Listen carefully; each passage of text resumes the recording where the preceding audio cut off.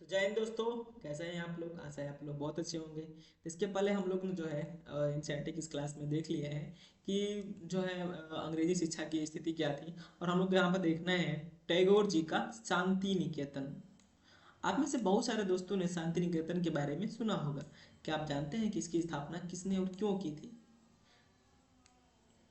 रविन्द्रनाथ टैगोर ने यहाँ यह संस्था 1901 में शुरुआत की थी। यानी इसकी शुरुआत किसने किया था शांति निकेतन का? तो रविन्द्रनाथ टैगोर ने। टैगोर जब बच्चे थे तो स्कूल जाने से बहुत चिढ़ते थे। वह जो है वहाँ उनका दम घुटता था। उन्हें स्कूल का जो है माहौल दमनकारी लगता था। टैगोर को ऐसा लगता था कि मानो स्कूल कोई जेल हो, क्योंकि वहाँ बच्चे मनचाहा जो है कभी नहीं कर पाते थे। आप भी जो है बच्चे सीबीएसई बोर्ड में पढ़ते हैं तो आप लोग समझ रहे होंगे कि भाई क्यों ऐसा है। ठीक है। जब दूसरे बच्चे शिक्षक को सुन रहे होते थे, टैगोर का दिमाग कहीं और भटक रहा होता था। कलकत्ता के इन चीज़ से बहुत लोग रिलेट कर रहे होंगे। कलकत्ता के अपने स्कूल जीवन के अनुभवों ने शिक्षा के बारे में टैगोर के विचारों को काफ़ी प्रभावित किया। जब वे बड़े हुए तो उन्होंने एक ऐसे स्कूल खोलने के बारे में सोचा जहाँ बच्चे खुश रह सकें।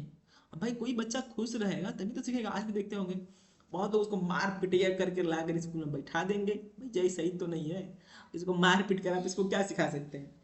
जबरदस्ती करके क्या सिखाएंगे? उसका विकास नहीं होगा ना, उसका मानसिक विकास तो रुक जाएगा। भले ही आप उसको कुछ रटा लें, उसको याद करवा दें, ABCD करवा लें, पर वो सही तो नहीं है ना। मानसिक विकास नहीं हो रहा है तो उन्हीं चीज़ों से जो है दूर भागते हैं। और इन्हीं के जो है विपक्ष में इन्होंने स्कूल खोला जहाँ पर बच्चे खुश रह सके और अपना जो है स्वाभिमान, अपना मानसिक जो है आधार बना सके।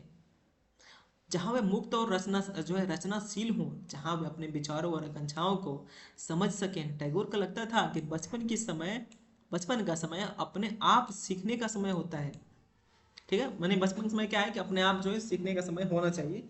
यानी मतलब खुद ही उसको जो है सीखने का जो है सिस्टम होना चाहिए। वो अंग्रेजों द्वारा स्थापित की गई शिक्षा व्यवस्था के कड़े विरोधी भी थे और बंधनकारी अनुशासन से मुक्त भी होना चाहते थे। शिक्षक कल्पनाशील हो। शिक्षक भी क्या होना चाहिए? जो कल्पना करता हो, बच्चों को जो है समझते हो और उनके अंदर उत्सुकता, जानने की चाह विकसित करने में मदद दे। यानी टीचर की भी क्वालिटी होनी चाहिए कि बच्चे जो है क्या करे, तो बच्चे को जो है समझाने में मदद करे। उसको डांट डपट कर ना करे, ठीक है, उसको समझाए, उसको अच्छी चीज़ें बताए, अच्छे एग्जाम्पल दे। ठीक है ना। टैगोर के मुताबिक वर्तमान स्कूल बच्चे की जो है रचनाशीलता चकित होने के उसके उस स्वाभाविक गुण को मार देते हैं। यानी उसकी बात कर रहे हैं जो अंग्रेजों ने लेकर आया था अपना शिक्षा प्रणाली। टैगोर का मानना था कि सृजनात्मक शिक्षा को केवल प्राकृतिक परिवेश में ही प्रोत्साहित किया जा सकता है। इसलिए उन्होंने कलकत्ता से 100 किलोमीटर दूर एक ग्रामीण परिवेश में अपना स्कूल खोलने का फैसला लिया।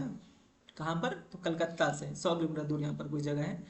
उन्हें यह जगह शांति निकेतन निर्मल शांति से भरी दिखाई दी, जहाँ प्रकृति के साथ जीते हुए बच्चे अपनी स्वाभाविक सृजनात्मक मेधा, यानी जो है अपने अंदर की जो जो मतलब एक तरह से कह सकते हैं जो मतलब मेधा है, जो तेज तर्रार जो बच्चे होते हैं, ठीक है, जो है उसको विकसित कर सकें। ठीक है। बहुत सारे मामलों में टैगोर और महात्मा गांधी शिक्षा के बारे में कमोबेश एक जैसी राय रखते थे, लेकिन दोनों के बीच फर्क भी थे। गांधी जी पश्चिमी सभ्यता और मशीनी और प्रौद्योगिकी की उपासना के कट्टर आलोचक थे।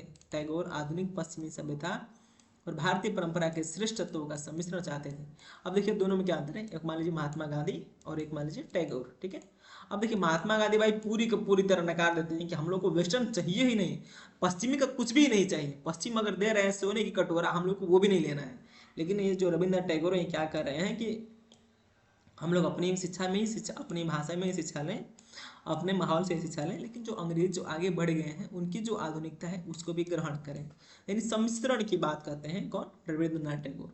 उन्होंने शांति निकेतन में कला, संगीत, नृत्य के साथ साथ विज्ञान और प्रौद्योगिकी की शिक्षा पर जोर दिया था। इस प्रकार बहुत सारे लोग इस बारे में सोचने लगे थे कि एक राष्ट्रीय शिक्षा प्रणाली की रूपरेखा क्या होनी चाहिए। कुछ लोग अंग्रेजों द्वारा स्थापित की गई व्यवस्था में परिवर्तन चाहते थे। उनका मानना था कि इसी व्यवस्था को इस तरह फैलाया जाए कि इसमें ज़्यादा से ज़्यादा लोगों को पढ़ने के मौके मिले। इसके विपरीत बहुत सारे लोग ऐसे भी थे जो एक वैकल्पिक व्यवस्था चाहते थे, ताकि लोगों को सच्चे अर्थों में राष्ट्रीय संस्कृति की शिक्षा दी जा सके। कौन तय करे कि सच्चे अर्थों में राष्ट्रीय क्या होता है? इस राष्ट्रीय शिक्षा की बहस स्वतंत्रता के बाद भी जारी रही। तो इसमें बहुत सारी चीज़ें थी, आप लोग यहाँ से देख सकते हैं जो है छोटे छोटे आप यहाँ पर क्वेश्चन दिए हुए हैं, आप इसे लगा लें, ठीक है ना। तो आजकल बस इतना ही, थैंक यू, बाय बाय, जय हिंद। और हम लोग का जो क्लास जो 8 का चैप्टर नंबर जो 6 यही कंप्लीट होता है, ठीक है। तो इसके बाद हम लोग क्या पढ़ेंगे, तो जिस चैप्टर नंबर जो 7 दिया है, जो चैप्टर का जो भी नाम होगा हम लोग पढ़ेंगे।